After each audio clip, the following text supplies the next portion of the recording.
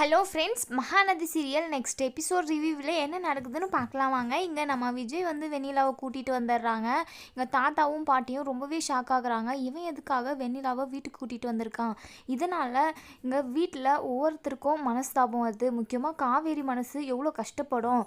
அதெல்லாம் இவன் யோசிச்சா இவன் இப்படியெல்லாம் பண்ணுவானா அப்படின்னு சொல்லிட்டு இங்கே தாத்தாவும் பாட்டியும் பேசிக்கிட்டு இருக்காங்க. இங்கே ராகினியும், அப்பா இந்த வெண்ணிலா வந்துட்டா, இதுக்கப்புறம் தான் காவேரியை ரொம்பவே டீஸ் பண்ணலாம். ஏன்னா அப்போ தான் அவள் கஷ்டப்பட்டாதான் நம்ம நல்லா இருக்க முடியும், நம்ம ஜாலியாக இருக்க முடியும். நாம் நினச்சி வந்தது நிறைவேறிக்கிட்டே இருக்குது. ஒவ்வொன்றா ரொம்பவே சந்தோஷமாக இருக்குது அப்படின்னு சொல்லி இங்கே ராகினி சந்தோஷப்பட்டுக்கிட்டு இருக்காங்க. இன்னொரு சைடு நம்ம காவேரி வெண்ணிலாவை பார்த்துட்டு பயங்கர டென்ஷன் ஆகுறாங்க. இருந்தாலுமே வெண்ணிலா மேலே நம்ம காவேரிக்கு எந்த ஒரு கோபமும் இல்லை. எல்லாமே எந்த பொண்ணாக இருந்தாலுமே நம்ம வாழ்க்கையில் இன்னொருத்தி பங்கு எடுத்துக்குவா அப்படின்னா கண்டிப்பாக எல்லாருக்குமே கோபம் வரதான் செய்யும். ஆனால் வெண்ணிலாவோட நிலமை அப்படி இருக்குது. வெண்ணிலாவுமே மனநிலை சரியில்லாமல் இருக்காங்க. அதனால் நம்ம காவேரி எதுவுமே பேசுகிறதில்ல. அவங்க பாட்டுக்கு சைலண்ட்டாக இருக்காங்க. ரூம் எல்லாமே அழகாக ரெடி பண்ணி வச்சுட்டு வந்திருக்காங்க. இங்கே நம்ம விஜய் வெண்ணிலாவை கூட்டிகிட்டு வந்ததும் தாத்தா இருந்துட்டு, என்னப்பா வெண்ணிலாவை வீட்டுக்கே கூட்டிகிட்டு வந்துட்டியா? ஹாஸ்பிட்டல்லே வச்சு ட்ரீட்மெண்ட் பண்ணியிருக்கலாமே அப்படின்னு சொல்கிறாங்க. இல்லை தாத்தா, டாக்டர் வீட்டுக்கு கூட்டிகிட்டு போக சொல்லிட்டாங்க. வீட்டில் இருந்தால் தான் அவளுக்கு கூடிய சீக்கிரமே நினைவெல்லாம் திரும்ப வருமா. அவள் பக்கத்துலேயே உட்காந்து அவளை நல்லா கவனிச்சிக்கிட்டு அதே சமயம் பழைய ஞாபகங்கள் எல்லாமே அவளுக்கு திரும்ப நம்ம சொல்லிக்கிட்டே இருக்கணுமா. அப்போ தான் சீக்கிரமாக அவளுக்கு நினைவு தருமோ அப்படின்னு சொல்லிட்டு டாக்டர் சொன்னார். அது மட்டும் இல்லாமல் ஹாஸ்பிட்டலில் ட்ரீட்மெண்ட் பண்ணுறதை விட வீட்டில் வச்சு ட்ரீட்மெண்ட் பண்ணுறது தான் ரொம்பவே பெஸ்ட்டு அப்படின்னு சொல்லியிருக்காங்க. அதனால தான் நான் வீட்டுக்கு கூட்டிகிட்டு வந்தேன் அப்படின்னு சொல்லிப்பா. இப்போ காவேரி எதுவும் சொல்ல மாட்டாளா, அவள் எதுவும் நினைக்க மாட்டாளா அப்படின்னு சொல்லி கேட்குறாங்க. இல்லைப்பா, நான் காவேரி கிட்ட பர்மிஷன் கேட்டுகிட்டே தான் வீட்டுக்கு கூட்டிகிட்டு வந்தேன் அப்படின்னு சொல்கிறாங்க. இங்கே நம்ம பாட்டி உடனே காவேரியை தனியாக கூட்டிகிட்டு போயிட்டு, அடி பாவி, என்னடி பண்ணி வச்சுருக்க? உன் வாழ்க்கையை உனக்கு காப்பாற்றிக்கவே தெரியல. உனக்கு எப்படி வாழணுன்னே தெரியல. எதுக்கு தான் நீ எல்லாம் கல்யாணம் பண்ணிக்கிறேன்னு எனக்கு சுத்தமாக புரியல காவேரி. எதுக்காக உன் வாழ்க்கையில் நீயே மண்ணை வாரி போட்டுக்கிற? விஜய் கேட்டப்ப இல்லை வேண்டாம், அவளை வேறு எங்கேயாச்சும் வச்சு கூட நம்ம ட்ரீட்மெண்ட் பண்ணலாம், வீட்டுக்கு வர வேண்டான்னு சொல்கிறது தானே நீ அப்படின்னு சொல்லிட்டு பாட்டிங்க காவேரியை பயங்கரமாக பிடிச்சிக்கிட்டு திட்டுறாங்க. காவேரி இருந்துட்டு, அது இல்லை பாட்டி, நான் எனக்கு என்ன சொல்கிறதுனே தெரியல. விஜய் கேட்டதுமே நான் சரின்னு ஓகே சொல்லிட்டேன் அப்படின்னு சொல்கிறாங்க. ஐயோ, உனக்கு ஒன்றுமே தெரியலடி, நீ எப்படி தான் குடும்பம் நடத்த போகிறேன்னு எனக்கு சுத்தமாக புரியல. இப்போ விஜய் வெண்ணிலாவை கூட்டிகிட்டு வந்துட்டான். இப்போ 2 பேரும் இதே வீட்டில் தான் இருப்பாங்க. உன் அம்மா அப்பா அம்மாலாம் பார்த்தா என்ன தான் நினைப்பாங்க?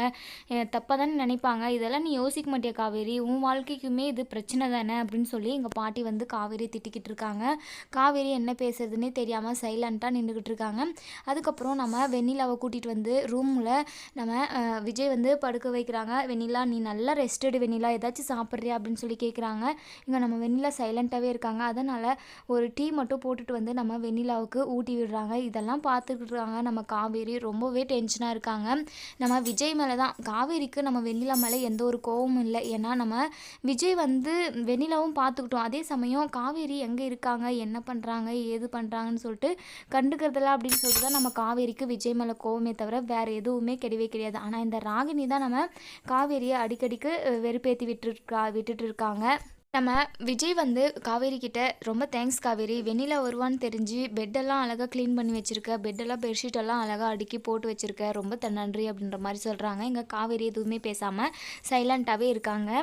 காவேரி நினைக்கிறாங்க, வெண்ணிலாவை இப்போ தான் வீட்டுக்கு கூட்டிகிட்டு வந்துட்டார்ல, இதுக்கப்புறமா வச்சு நம்ம கூட டைம் ஸ்பெண்ட் பண்ணுவார் அப்படின்னு சொல்லிட்டு நினைக்கிறாங்க. ஆனால் அது நடக்கிறதில்ல. நம்ம வெண்ணிலாவுக்கு என்ன தேவை அப்படின்னு சொல்லிட்டு ஒவ்வொரு நிமிஷமும் வெண்ணிலாவை பற்றி யோசிச்சுக்கிட்டு வெண்ணிலா கூடவே இருக்கிறாங்க. வெண்ணிலா கூடவே டைம் ஸ்பெண்ட் பண்ணுறாங்க. வெண்ணிலாக்கு என்ன தேவை அப்படின்னு சொல்லிட்டு ஒவ்வொன்றையும் பார்த்து பண்ணிக்கிட்டு இருக்காரு நம்ம விஜய். இந்த நடுவில் நம்ம ராகினியுமே காவேரியை ரொம்பவே வெறுப்பேற்றிக்கிட்டு இருக்காங்க. அதுக்கப்புறம் நம்ம காவேரிக்கே புரிய வருது, இதுக்கப்புறம் நம்ம இந்த வீட்டில் இருந்து எந்த ஒரு பிரயோஜனமும் இல்லை. நம்ம விஜய் ஒரு வார்த்தை கூட என்னை சாப்பிட்டியா என்ன ஏதுன்னு கூட கண்டுக்க மாட்டேங்கிறாரு. நம்ம இருந்து என்ன பிரயோஜனம்? அக்ரிமெண்ட்டுமே முடியறதுக்கு நாளாயிடுச்சு. இதுக்கப்புறம் நம்ம இந்த வீட்டில் இருக்கிறது சரியில்லை அப்படின்னு சொல்லிட்டு இங்க நம்ம காவேரி விஜய் கிட்ட பேசுகிறாங்க. ஏங்க நான் இந்த வீட்டை விட்டு போகிறேன், உங்களோட சந்தோஷம் தான் எனக்கு முக்கியம், நீங்கள் வெண்ணிலா கூட சந்தோஷமாக இருங்க அப்படின்னு சொல்கிறாங்க. இங்கே நம்ம விஜய் இருந்துட்டு என்ன காவேரி இங்கே பாருங்கள் நீங்கள் எதுவுமே பேசாதீங்க அப்படின்னு சொல்லிட்டு நம்ம காவேரி விஜய் வந்து பேசவே விடுறதில்ல. காவேரி நான் சொல்கிறத கேளு காவேரி அப்படின்னு சொல்லிட்டு நம்ம விஜய் வந்து தன் மனசில் காவேரி தான் இருக்கிறாங்க அப்படின்னு சொல்லிட்டு சொல்ல வராங்க. ஆனால் நம்ம காவேரி எதுவுமே கேட்கறதுக்கு தயாராகவே இல்லை. ட்ரெஸ் எல்லாம் பேக் பண்ணிட்டு போகிறாங்க. இங்கே நம்ம காவேரி ஏங்க நீங்கள் கட்டின தாலியை மட்டும் நான் எடுத்துகிட்டு போகிறேன், வேறு எதுவுமே இங்கேருந்து எடுத்துகிட்டு போகல, இல்லை நீங்கள் கேட்டிங்கன்னா நான் அதுவும் கழட்டி கொடுத்துட்றேன் அப்படின்னு சொல்லிட்டு தாலியை கழட்டுறதுக்காக போகிறாங்க. இங்கே நம்ம விஜய் இருந்துட்டு காவேரியை பல்லார்னு ஒரு விடுறாங்க. என்ன காவேரி பண்ணிக்கிட்டு இருக்க, நீ தான் என் உயிர், நீ தான் என் உலகம் அப்படின்னு சொல்லிட்டு இங்கே விஜய் வந்து டைலாக் பேசிக்கிட்டு இருக்காரு.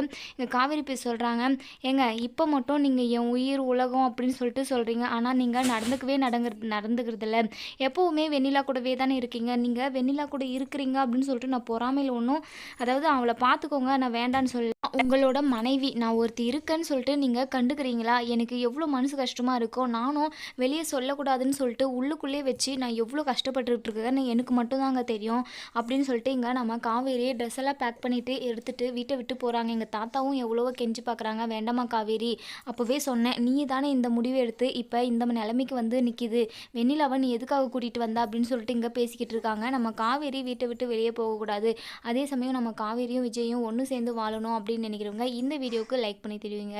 Thank you friends.